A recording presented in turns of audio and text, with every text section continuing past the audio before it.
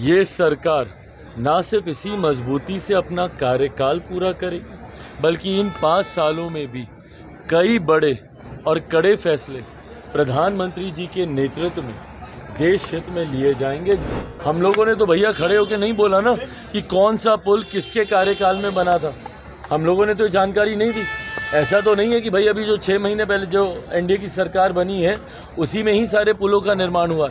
एक एलओपी होने के नाते अगर आप अपने पद की गरिमा को नहीं समझेंगे, अगर इस तरीके से हल्के में आप बयानबाजी करते रहेंगे तो आप अपने पद की मर्यादा को कम करने का काम करेंगे। रोज रोज बिहार विधानसभा चुनाव जैसा माहौल बन रहा है। राजनेता संसद सत्र के बाद सप्ताह के अंत में पटना आ रहे हैं। एयरपोर्ट पर सभी चैनल के लोग और यूट्यूबर्स की भीड़ लगती है। इनकी बातें ऊंची ऊंची होती हैं पर तर्क का जाल ही रहता है। चिराग ने लालू प्रसाद के भ्रामक बयान का जवाब दिया। लालू जी ने कहा था कि अगस्त तक ही मोदी की सरकार है, अगस्त में सरकार गिर जाएगी। जवाब में चिराग ने कहा कि ये सरकार मजबूती से 5 साल का समय पूरा करेगी। 5 साल में तो उनके कार्यकर्ता तैयारी कर नहीं पाए थे। परिणाम सबके सामने, कितनी सीटें लड़े और कितनी जीते हैं ये सब जानते हैं। देखिए, अपने कार्यकर्ताओं को उलझाने के लिए, उनको रिझाने के लिए, उनको फंसा के रखने के लिए भैया 5 साल तक क्या करेंगे, यही बातें बोलना ना पड़ेगा। जिस मजबूती से आज केंद्र में हमारे प्रधानमंत्री नरेंद्र मोदी जी के नेतृत्व में ये सरकार चल रही है, अगले 5 साल ये सरकार ना सिर्फ इसी मजबूती से अपना कार्यकाल पूरा करेगी बल्कि इन 5 सालों में भी कई बड़े और कड़े फैसले प्रधानमंत्री जी के नेतृत्व में देश हित में लिए जाएंगे, जिसका मजबूती से समर्थन एनडीए का हर एक घटक दल करेगा। इस बात में अगर किसी के मन में 1% भी शंका है कि कोई भी एनडीए का घटक दल हमारे प्रधानमंत्री जी के नेतृत्व में कुछ भी आगे पीछे करने की सोच रखता है तो इस बात को वो अपने मन से निकाल दे। सहज सब ने प्रधानमंत्री जी के नेतृत्व को स्वीकार किया है और उन्हीं के नेतृत्व में 5 साल ये सरकार मजबूती से अपना कार्यकाल पूरा करेगी। चिराग पासवान लोक नायक जयप्रकाश हवाई अड्डा पर पुल के प्रश्न को भी उलझाया।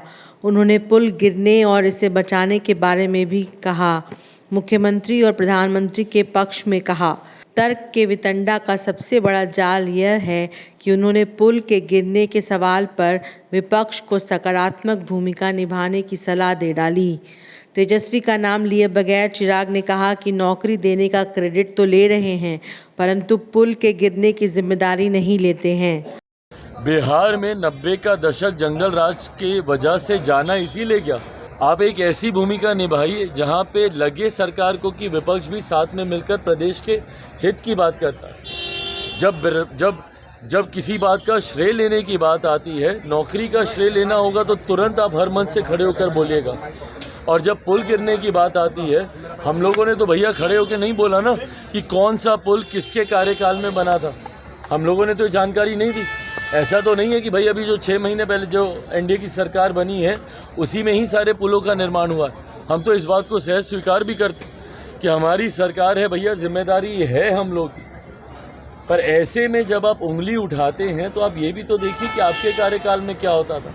बनिस्बत उसके चीज़ों को बहुत बेहतर किया गया है और आने वाले दिनों में बेहतर किया जाएगा। पुल गिरे उसको भी लेकर हम सब चिंतित हैं कि गुणवत्ता के साथ कभी किसी तरीके का कोई समझौता बर्दाश्त नहीं किया जाएगा। पर विपक्ष की भी जिम्मेदारी बनती है कि ऐसे में सकारात्मक भूमिका निभाए। चिराग ने विपक्ष के नेता राहुल गांधी का नाम लिए बगैर उन पर आरोप मढ़ दिया। देखिए पूरा वीडियो। जिस तरीके से व्यक्तिगत टिप्पणी एक एलओपी होने के नाते उन्होंने प्रधानमंत्री जी पर की, उन्होंने चेयर पर की, और जिस तरीके से अलग अलग धर्म में आस्था रखने वाले लोगों की आस्था के साथ उन्होंने खिलवाड़ करने का काम किया। कभी महादेव की तस्वीर को लहराना, कभी अलग अलग धर्म की तस्वीर को लहराना, और उसके बाद जितने धर्मगुरु हैं उन्होंने सामने आकर उससे अपनी असहमति दर्ज की। उसी क्रम में उन्होंने तमाम ये गलत तथ्यात्मक जानकारी रखी। जब उन्होंने अग्निवीर का जिक्र किया, उसी वक्त केंद्रीय रक्षा मंत्री आदरणीय राजनाथ सिंह जी ने खड़े होकर उस बात का खंडन करने का काम किया।